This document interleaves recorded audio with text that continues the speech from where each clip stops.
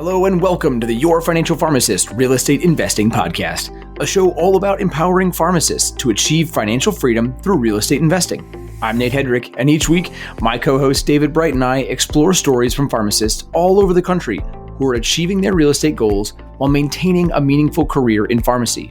Whether you're a first-time investor or a seasoned pro, we're here to provide education and inspiration about the world of real estate. Please note, this podcast is intended for educational purposes only and should not be considered financial or investment advice. Hey, David, how's it going? Hey, good, thanks. How you doing, man? I am quite well, sir. It's been a great week, actually.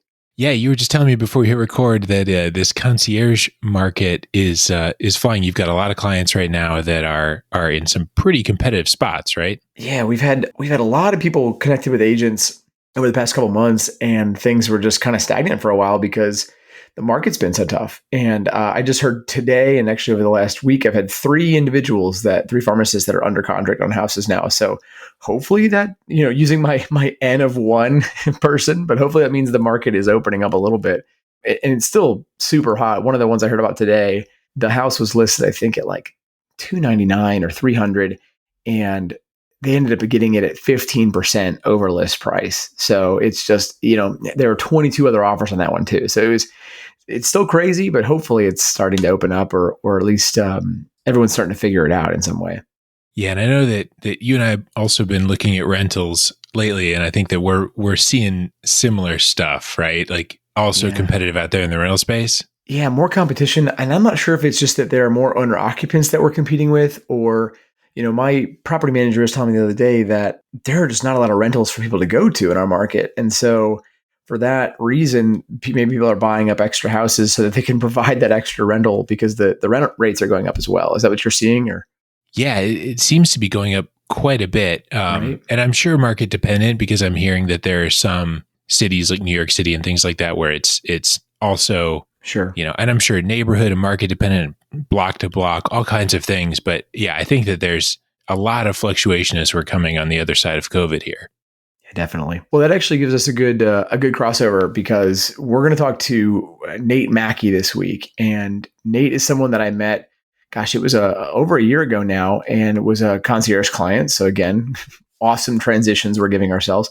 But Nate was a concierge client who decided to house hack. And, just like we talked about with Bryce last week, house hacking is a really great way to get that start on investing. And I think that one of the cool takeaways from this story with Nate is not how easy it can be, but just that you don't have to hit that home run right off the bat, right? Doubles and singles, as Tim Baker likes to say, like that's how you get runs across the board. And I think Nate looked at this like, great, this is an easy double plus, and I'll just dive in and make it work. And it's a really great example of what that can look like. Yeah, I think it's easy to listen to people come on a podcast and talk about their home run deal, and that just isn't what people are seeing right now in the market. As we're looking around, and like those are just very hard to find in today's market. And that's one of the nice things, because I think that what we're seeing, Nate, you and I are seeing is it's just really competitive out there when investors are competing against owner occupants, because owner occupants are generally willing to pay a little bit more. Investors are a little more aggressive in what they're doing. And so the house hacking strategy is kind of a wonderful blend, because you're doing an investment, but you're also living in it. And so that creates some opportunity to make things happen in an otherwise difficult market as well. And you can get creative too. Even if you're in a market where, appraisals are coming in and you're using appraisal gap coverage, for example, that's a great way to make sure that you're not going to pay more than at least too much more than market value. And then if you have to, you've got that coverage in place, but you're going to be there a little bit longer. It's not just an investment property. So it balances it out a little bit more. Yeah. And I think some of those things, I think it's not a bad thing to pay full price in some cases, or to use those appraisal gaps. Like if you're running your numbers and you're careful about what you're doing, and you've built a team and a defense around doing something, just getting overly emotionally involved into a property or things like that. But, I've got a property that I'm looking at right now where I'm paying essentially full market value, but it's hopefully going to turn out to be a good rental. The math otherwise works. So I'm happy with where that's sitting. That's an interesting point, because if you go back and listen to, especially some of the older Bigger Pockets episodes, for example, a lot of the stuff that I listened to early on in my investing. It was, you will not succeed unless you buy a deal, and it's got to be off market, and it's got to be 30% of market value. And if you don't have that, then it's not worth it. And we're not seeing that right now, right? We're seeing that you can, like you said, pay essentially market price and still do pretty good. And there are examples of investors doing that all over the place, ourselves included, and it's still successful. So, and the other thing that brings up is too that you don't have to do a full renovation on these houses either, right? You can go out and get a pretty turnkey property, pay around market price in some cases, and yes, you're not going to have 20% cash on cash return on that deal, but you are going to do well, and you are going to get your feet on the ground, which is pretty nice. Yeah, and that's a big driver on why we're looking to get this one even at full price, because it needs so little work that we'll hopefully be able to tenant it quickly. And so I think we're all just busy right now. And so if it's one less thing to worry about, to not have to worry about all the construction side of things, to just buy it and it's essentially done, like that's a beautiful thing right now. So yeah, I definitely think that some of those turnkey properties are beneficial from time to time. I think another thing that Nate focused on in the episode that I don't want to let go of is there's a lot of content out there that talks about all the really complicated math that you can do in purchasing a rental property. And Nate, he surprised me in a good way that he didn't do a lot of complex math. He just found a good deal, and it was like, yeah, it's a good deal. And I loved that. Yeah, there's a great moment, and I won't spoil it for the audience, but there's a great moment in there where we ask him about that, and like his response is just perfect. It's not what I was expecting, and I think it's excellent. So make sure you listen for that. And if you take a step back too, and like we've been talking about, like what was the goal here, and what was his purpose, and the reality is Nate wanted to get into in some capacity real estate investing, and he wanted to do it with a low down payment, and found a great way to do that, which is really cool. And so I encourage the audience to look at ways to get creative. And this story with Nate is a great example of that. Yeah. And in defining what was a win for him, it was he wanted someplace where he could live, the tenants could pay his bill, like that very definition of a house hack. And so like he didn't need to put together some fancy spreadsheet and figure out his like IRR and cash on cash and return on equity and like all the fancy metrics that can be a good thing. That's not bad. But for him, that wasn't necessarily his goal. He just wanted a nice place to live where the tenants paid the bill. And he was able to do that, which is fantastic. Yeah. And for those that are listening and do want to dive into some more of the details and see some of the examples, and actually it's really nice because we put together a guide that you guys can access and download. If you head on over to yfprealestate.com, you can find that guide right there. So pull over your car for a second, hit pause, whatever you need to do. Make sure you download that guide, because it's actually not bad to walk through this guide after listening to this episode. In fact, the example we have in that guide is a 3-unit house hack or a 3-unit investment property, which is very similar. It's the same as what Nate bought.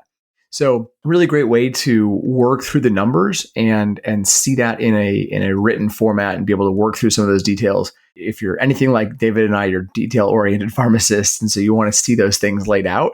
And that's a great way to access that. So again, head over to yfprealestate.com and you can download that guide. There's also then you can use that as a framework for if you wanted to look at things that are in your market, you can use some of those numbers and rules of thumb to go on any one of the websites out there and pull content and check out what a duplex or a triplex or a fourplex or a single family house, how those numbers would pan out in your market if you're thinking about doing something similar. Yep. All great stuff. Well, with that, we will take you over to the interview with Nate. I hope you guys enjoy it, and we'll see you soon. Hey, Nate, welcome to the show.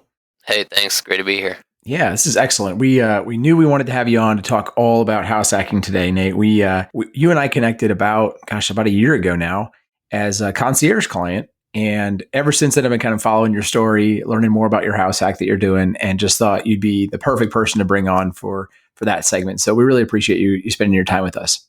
Yes, sir. I appreciate the opportunity to be on the show. Yeah. So before we dive into all that and learn about house hacking and get into the ins and outs of that, can you start with your pharmacy story? What is it that you love about pharmacy, and what are you doing there today? As far as pharmacy goes, I wasn't the biggest fan of the patient interaction. I like the drug interactions. I like all that stuff. So I kind of got the best of both worlds. I'm working in a long-term care pharmacy, so I'm not really dealing with patients at all. I talk to nurses and doctors every now and then. but I'm pretty much just evaluating drug interactions and sending medications to nursing homes. Nice. Very good. And tell us a little bit about your real estate story too. So how you got started and what you're doing today and kind of what some of your goals are with real estate. I got started kind of like Nate said about a year ago. I basically told the YFP team that I was interested in that, and then they gave me Nate's contact, so he found me an agent, and then that's when all that started. So I was basically dead set on looking for a multifamily home. The agent he found me was able to find me a good one, and that's basically it. As far as goals go, I do plan on eventually paying off this house and then buying a house with cash and then starting the BRRRR method. Okay, so you start off with a few things there that I want to unpack a little bit more. So you started off with saying multifamily as a first house purchase, which is pretty unconventional. Yeah. Yeah. So let's just start there. Why multifamily? Because I'm young. I don't have a family to care for, so it's not a big deal to live in an apartment. I was going to live in an apartment anyway, so why not live in an apartment I own? And I think the biggest thing too is that when you walked into it, the goal was to rent out the other sides, right? So that by definition is the idea of house hacking. For those that haven't heard that model, right? The idea is that you're going to live in one of the units, rent out the others, and that can be done quite easily on a multifamily type property because you've got one loan, one mortgage, a unit that you live in, and then you can easily rent out the other two. It makes a lot of sense. I think that's great. When you got started, right? So we got you connected with Stephanie and you guys were looking at properties. Did you know that you wanted to go small multifamily, or did you think, should I look at a 6-unit apartment building or something like that? Or you were kind of dead set on the traditional house hack multifamily model? Yeah, I was basically looking at between 2 and 4 units just because it's like my first time diving into it. I wasn't really interested in jumping into some kind of huge complex. I was a pharmacist for less than a year, so I wanted to not overwhelm myself all at once, Yeah, that makes a lot of sense. Yeah, one of the things we touched on a minute ago is this is a pretty unconventional strategy. So where did you first hear about this, or what got you motivated about this approach of trying to live in a multifamily that you own? Yeah, I think the first time I heard about it was probably on the YFP podcast, and I don't know, I'm kind of a frugal guy, a little cheap, so I was like, that sounds like a perfect plan for me. And I don't mind. I mean, I already live kind of like a college kid in a sense where I don't decorate that much. I don't really. I mean, so I'm going to live in an apartment anyway until probably I am ready to start a family. So I really don't see why I would live in someone else's apartment when I can live in my own apartment and rent out the other units. And you keyed on something important there. I think when I talk to most people about the idea of house hacking, and I think back to when I was buying my first house, and I still think that if I had known about house hacking or thought or had been smart enough to figure that out, I probably would have pursued it. But a lot of people say the problem with house hacking is now all of a sudden I've got to live with my tenants and all that. And so, but you're looking at it like, look, I'm basically living with my neighbors no matter what. This is comfortable for me. So why not? You exactly hit that. Yeah. Great.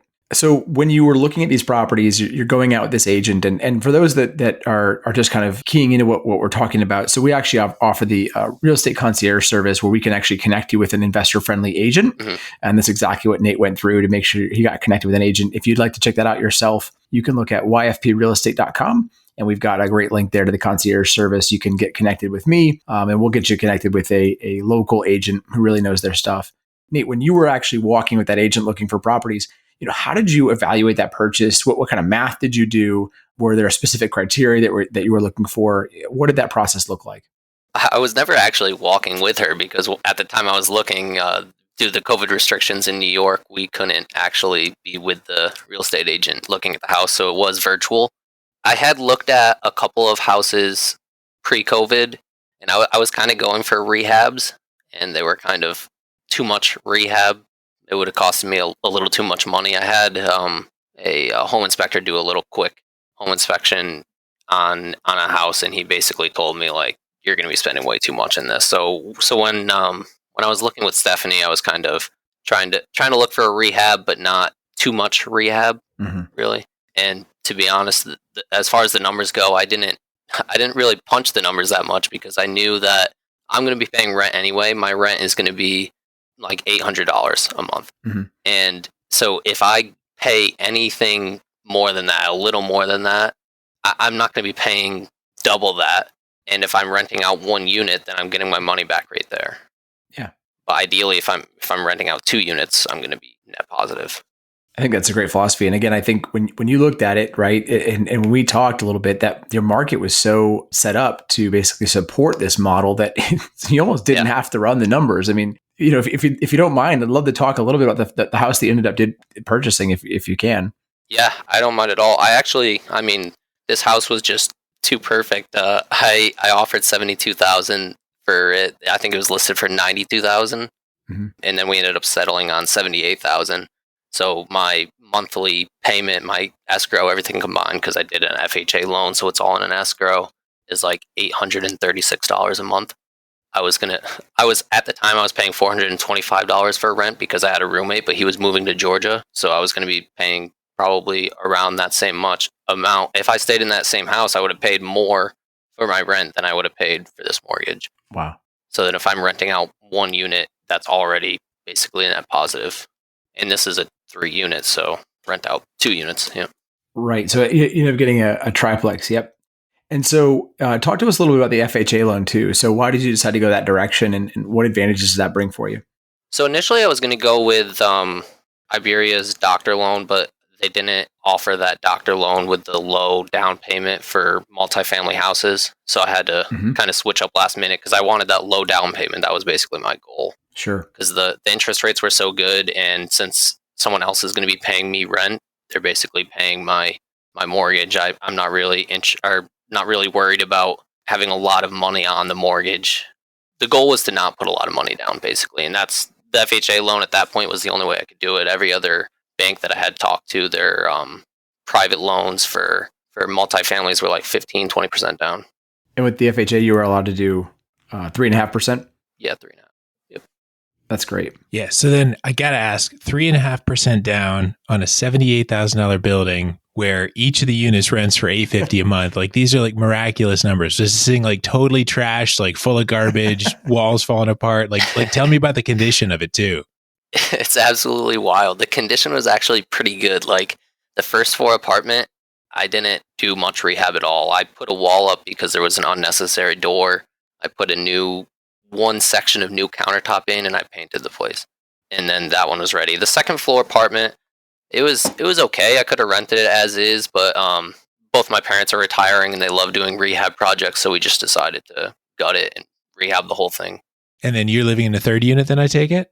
I'm living up in the third unit, and I did some cosmetic stuff up in the third unit, and I still have some stuff I want to do, but I'm kind of focusing on the second floor apartment first. Okay.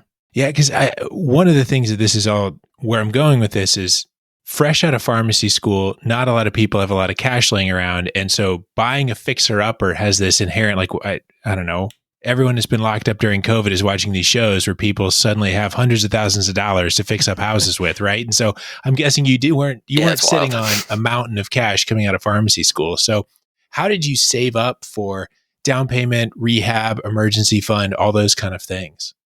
So I have just, since I graduated college, I have basically been living like I was still in college. I'm not spending money like I am making money. So a lot of the money that I make that doesn't go towards rent or student loans is getting saved, pretty much. Spending minimal amount of money. And that's an important thing you just mentioned too, is that a lot of people come to me and they say, Nate, I can't invest in an investment property because I still have student loans. Yeah. So, and again, you've tackled this with student loans in hand. You've tackled this with a low down payment. I mean, you've really gone and done it in a way that I think a lot of pharmacists can relate to, which is awesome. And I think pretty much most pharmacists coming straight out of college, I actually probably have on the higher end of student loans than most pharmacists coming out of college. And I was able to do that. It sounds like another thing you did pretty strategically was you looked for a place that needed some rehab, but the kind of things you're describing are not the most expensive things, right? Like you can go to the hardware store and you can pick up a few gallons of paint and spend a weekend in there painting, and it's not a super expensive rehab project, but it makes an enormous difference. Was that kind of the intent of your search when you talked about Fixer Upper? Were you trying to find things where you could do a lot of the work yourself, or or do that a little cheaper? Yeah, that's exactly it.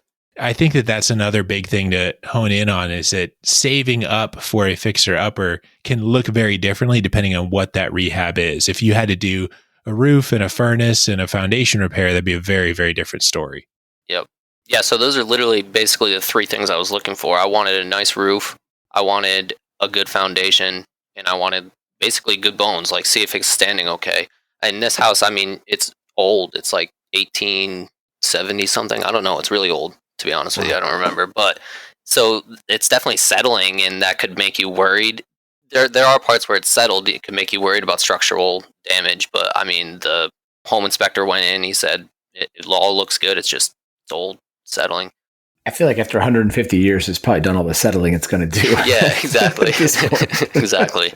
Yep. That's awesome. The next question then, I guess, that I think a lot of people are going to have is, okay, so you bought this property, you found a fantastic deal by all rights. How did you go out and find that first tenant? What did that process look like? Again, as a new pharmacist, somebody who's never done this before, and you've got to live with this person, wall to wall, what did that look like? He asked me all these questions, and it's like, I feel like I've just gotten so lucky in every single way, because I mean, one of my coworkers literally was looking for an apartment. They wanted a new apartment, and their only thing was they wanted a first floor apartment, which that's the one that I had basically ready to go. And they wanted laundry in the basement, and I'm not going to live here if I that's like my thing. I needed to put laundry in the basement. Mm-hmm. I didn't want to go to a laundromat. Sure. So I kind of just lucked out, and I know she's reliable, so she's going to pay rent and stuff like that. So I just got lucky, I guess. And what do you think you'll do for the third tenant? Wait for a new resident to come along? And yeah. No, I'm not sure. I'm probably going to end up posting that on, I don't know, Craigslist or Facebook Marketplace and everything, but I'm not there yet. Sure. That second floor apartment yet. I've always envisioned the ideal house hack situation would be, buying it as a resident or buying it as an early first year pharmacist, and then going out and finding co-residents and people like that. Yeah. Just exactly like what you're doing, because they're reliable. Yep. They're going to be spending a lot of their time at work. They've got a stable job. And if they lose their job, you're the first one that's going to know about it. So it's not a bad situation. Yeah, that's true. One of the things that I know a lot of folks also get a little nervous about is just the time commitment of something like this, where they think, man, I've got to be in there working on the place. I'm going to have repairs. I'm going to have to find tenants, all of that all coming together at once. So how do you manage that time commitment piece with a busy pharmacist career? I mean, every house is going to be different, but basically, like, I haven't had, ever since I was able to get them in that apartment, just minimal things that they've requested. And if you just stay on top of it and get it done basically as soon as they request it, then, I mean, things don't really build up, and then you can basically focus your time towards your job and improving the rest of the apartment, not fixing things. And do you do a lot of the work yourself, or do you hire that out? It sounds like you're handy enough, or that your folks might be handy enough to help you out. Is that how you're handling those rehabs? Basically, if they tell me something and I don't know how to do it, which most of the time I don't know how to do it, I call my dad, and he'll either walk me through it or he'll drive down and help me with it. That's great. It's one of the things we talk a lot about on the show is having a good network of people, right? Whether it's a good agent, a good contractor, and sometimes that contractor is somebody you know very well, right? Family member. Yeah. So that's a tapping into your unfair advantage. I think that's awesome. Yeah, sometimes it's almost annoying that he just knows every single thing that goes wrong. Like, how do you know all this? Dads are like that sometimes. So tell me a little bit too about your goals from here. I know that some people will get into a project like this, they'll fix it up a little bit and they'll do a cash out refi. Other people will keep it and just, keep that cash flow going. Some people buy something like this and then move into another place and keep it as a rental. So I'm curious your longer term plans with this property too. Yeah, so basically I've considered a cash out refi. I've also considered, and I think I'm strongly considering, just keeping this as a rental even when I move out of here. But my ultimate goal is to be able to start buy, rent, rehab, refinance, repeat method on houses. But because I took out a loan on this and I only put 3.5% down, so it might be a while before I do that. And do you think after that you'll go and purchase more investment properties? Have you caught the real estate investing bug, or is this just a nice first stepping stone and then on to something different? No, I think I will start buying more investment properties. That's kind of my goal because I would like to retire from pharmacy early. Nice.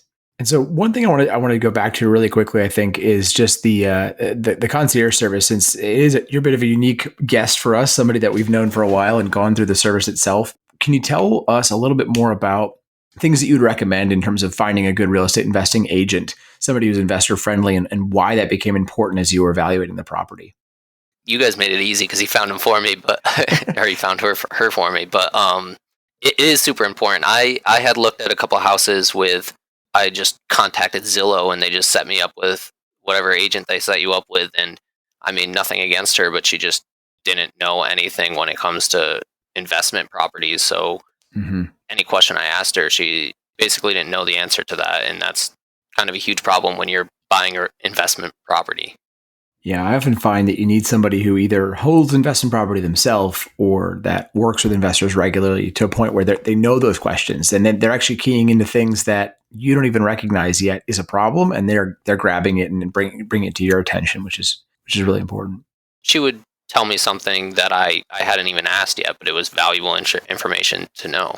That's great. Well, good. I'm glad it worked out well. We try really hard with that service to make sure that we're connecting people that way. So that's really great feedback to hear, Nate. I appreciate it. Well, at this point, I want to make sure we jump into our final infusion questions. We have 3 questions that we ask every guest that comes on the show, and we want to see where you stack up, Nate. So the first one is, what is one tangible strategy that you can use to make sure that your investing works hand in hand with your career in pharmacist, as a pharmacist, excuse me? I guess basically just like what I said before, just keep on top of what the tenants are requesting. That way you can spend minimal time with urgent problems. Make all your problems like daily problems, so then you don't have urgent problems, because when you have urgent problems, then you'll have emergencies, and then that's when things get out of control, when you're trying to also work 40 hours a week as a pharmacist. I like that. Tackle the urgent problems so they don't become emergent problems. I'm going to put that on a t-shirt. What's one resource that's been most helpful to you in your real estate journey, whether that's a book, podcast, person, author, website, whatever that would be? I would have to say the YFP podcast. I mean, that was what I was listening to right after I graduated pharmacy school. I went back and just listened straight through. And that's basically where I learned my stuff. I bought some books, but I never even got around to reading them, to be honest with you. We appreciate the plug. I love it. And then question 3 is, what's one piece of advice that you give to a pharmacist that's contemplating a start in real estate investing? At a certain point, you kind of got to dive in. I mean, you can keep looking from the outside. It's going to be impossible to find something that's absolutely perfect. And you're never going to learn things until you're doing it. I mean, that's not true. You'll learn things, but it's way better to have the actual experience. So at a certain point, you do have to dive in. Love it. That's awesome. Well, Nate, I really appreciate you being on today. I think this was a really insightful look at one of the easy ways to get started in real estate investing while also purchasing your first home. And again, what you've proven is that you don't have to be in a perfect position to make it work, right? You have student loans. You just came out of school. You don't need a ton of money down. Like all the things that people get worried about, you've proven that you can do it without. So I think your story is going to really resonate with a lot of our audience, and we appreciate you being here. Exactly. Thank you. I appreciate being here as well. Before I let you go, where can people find you if they want to reach out? You can find me on LinkedIn, Nate Mackey. You can find me Instagram, Twitter, anywhere. Master Nate 7 on Twitter and Instagram. Perfect. We'll make sure to put that in the show notes. Again, Nate, really appreciate you being on. Thank you. I appreciate the time. Thanks so much. Thanks so much for joining us for the YFP Real Estate Investing Podcast. If you liked what you heard on today's episode, please leave us a review and subscribe to the show so you never miss an episode. If you have a question, know someone who would make a good guest for the show, or want to connect with Nate and David, head on over to yfprealestate.com or join the growing YFP Real Estate Investing Facebook group. See you next time.